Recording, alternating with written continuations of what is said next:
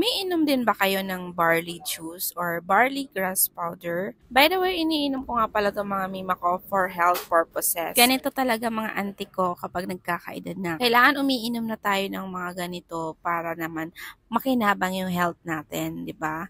So, ipapakilala ko nga pala sa inyo itong favorite na barley juice na iniinom ko ngayon. Week Eat 7, 100% organic barley grass powder. So, bakit siya tinawag na Week Eat 7? Kasi nga po, ang laman nitong pouch na to is 7 packets. Napakaganda nga nitong barley juice na to dahil eto na ata yung nahanap kong pinaka-affordable sa TikTok shop. Kasi mga mima, hindi ako basta-basta umiinom kapag hindi siya FDA approved. So, eto, nahanap kong brand na to is FDA approved siya. Tapos, napaka-affordable pa. Hindi lang yan, auntie ko. Kung hindi mo kayang uminom ng pure, pwede mo siya ihalo sa milk or sa mga favorite beverage mo.